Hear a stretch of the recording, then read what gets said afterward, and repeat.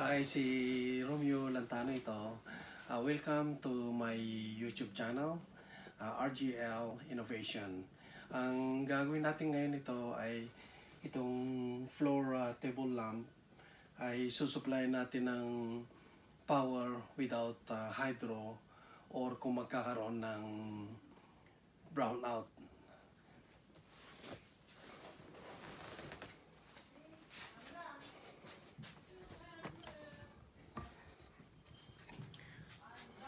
Ito ngayon ay nasa regular power outlet.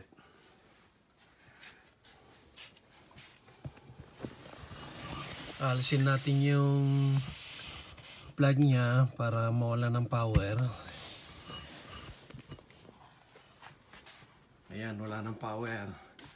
At ito naman yung extension cord niya sa lamp.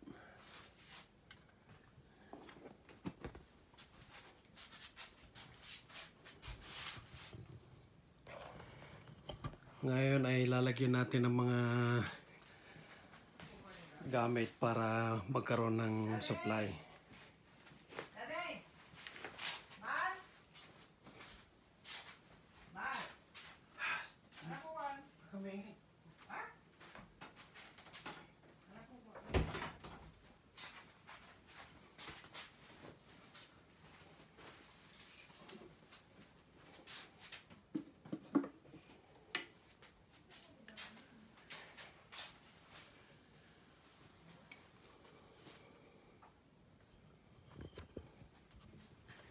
Ito ngayon yung mga parts na gagamitin natin para magkaroon ng power supply upgrade tong table lamp. Itong 24 volts battery at itong solar panel para i-maintain niya itong 12 volts battery. Kabit natin sa positive. Itong solar panel na ito ay nasa positive at yung isa naman ay nasa negative ng 12 volts battery. At ikakabit naman natin ngayon yung power papuntang cord ng lamp. Pula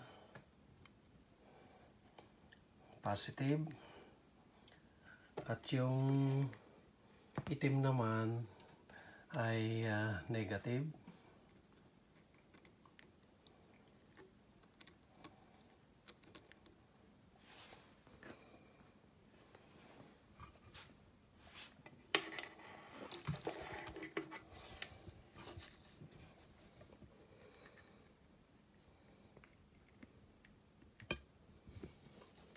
Ngayon ay kinabit ko rito sa may plug ng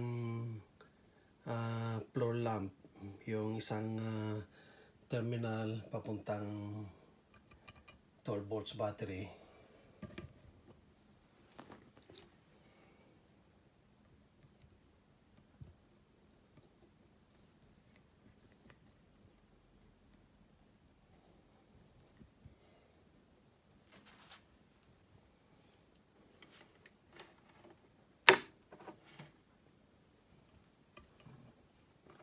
Ayan, nakakabit na itong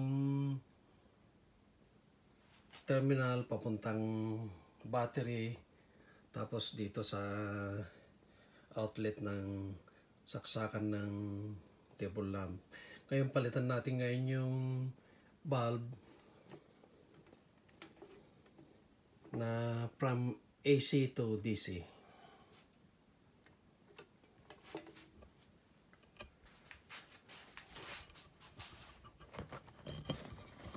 Tatanggalin ko yung dating bulb niya.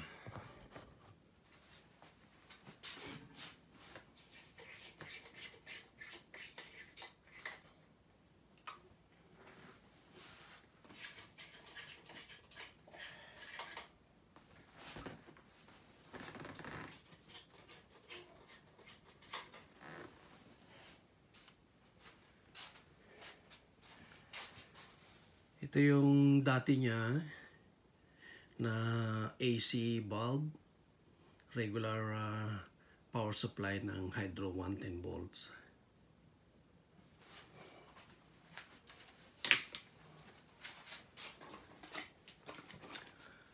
At ito naman ang ipapalit natin ngayon, DC volts, bombilya.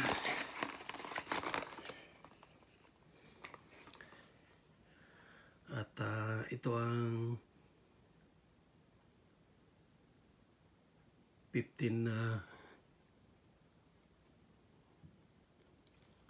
watts, 12 volts.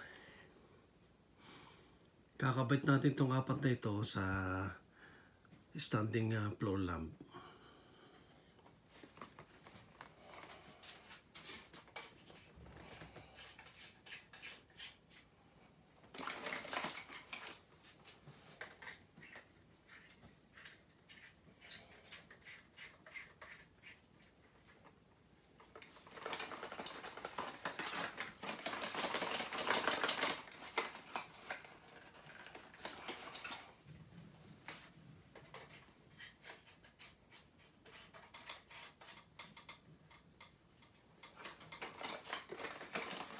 Isa na lang.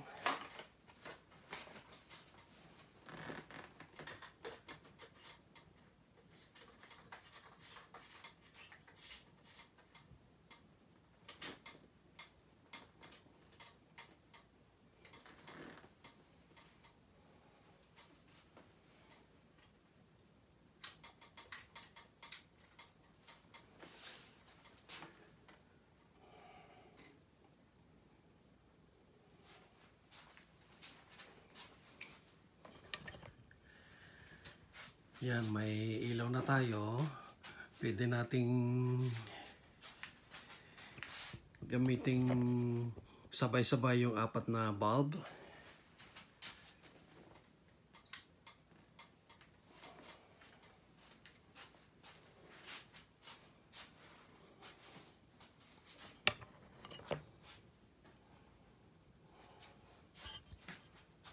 Yan, hindi nakakabit na sa 12 volts battery. Saka ito yung solar panel para i-maintain niya itong 12 volts battery. It will lasted more than 8 hours dahil mayroon siyang battery maintainer.